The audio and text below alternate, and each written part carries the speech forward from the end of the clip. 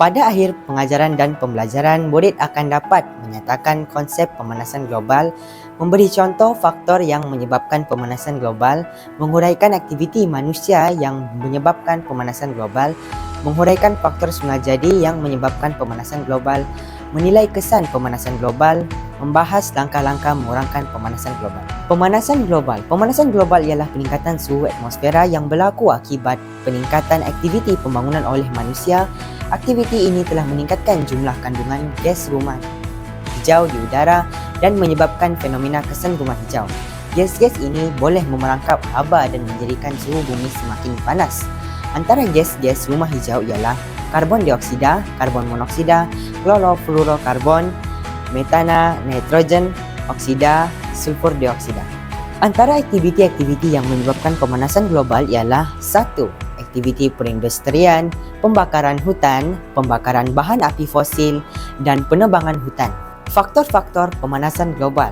Pertama, faktor manusia disebabkan oleh aktiviti yang dijalankan oleh manusia seperti kegiatan pertanian, pembalakan, perindustrian, pembakaran terbuka, dan pengangkutan.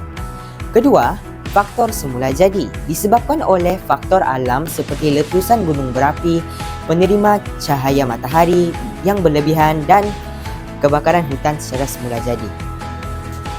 Kesan-kesan pemanasan global. Pencairan ais di kutub. Peningkatan suhu yang berlaku akan menyebabkan pencairan ais di kutub.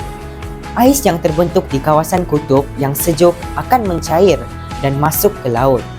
Hal ini menyebabkan peningkatan aras air laut yang ada di bumi. Pencairan ais boleh dilihat berdasarkan bukti pembentukan ais yang semakin berkurang di setengah kawasan di kutub. Kemerosotan sumber makanan. Suhu air laut menjadi lebih panas dan mengganggu ekosistem marin. Contohnya, kawasan terumbu karang yang sensitif dengan perubahan suhu air laut. Tanah menjadi tandus dan tidak sesuai untuk kegiatan pertanian kerana cuaca kering yang melampau. Hal ini menyebabkan masalah kebuluran berlaku di banyak kawasan di seluruh dunia. Gangguan cuaca dunia mengakibatkan berlaku banjir, ribut, ombak besar dan taufan. Taburan hujan tidak menentu. Udara menjadi kering dan merebu mudah terbentuk. Terdapat kawasan yang mengalami kemarau yang teruk dan kepupusan flora dan fauna seperti ikan dan udang. Masalah kesihatan.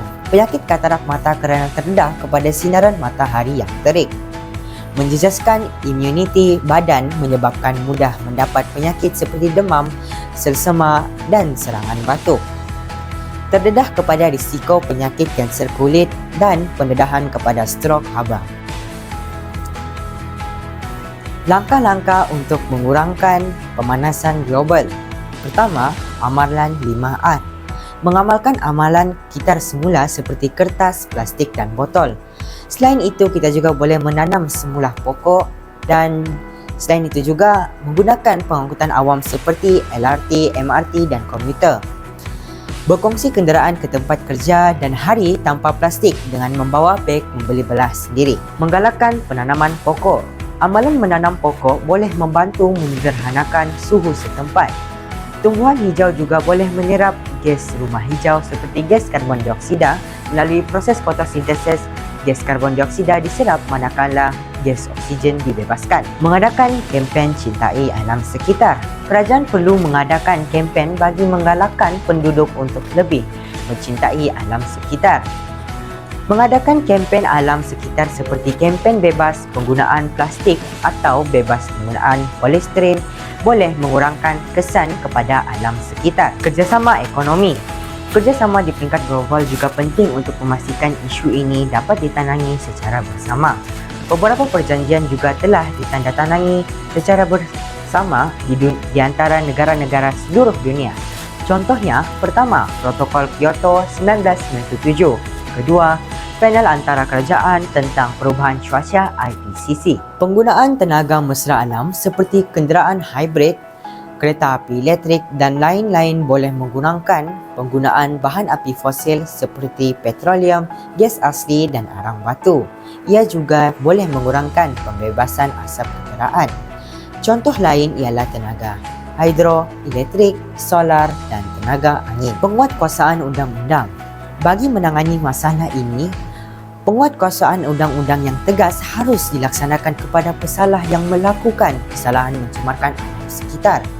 Beberapa akta telah digubal seperti Akta Kualiti Alam Sekeliling Pindaan 2012 dan Akta Kerajaan Tempatan 1976. Antara tindakan yang boleh diambil ialah mengenakan denda yang berat atau penjara dan hukuman sebat bagi memberi kesedaran.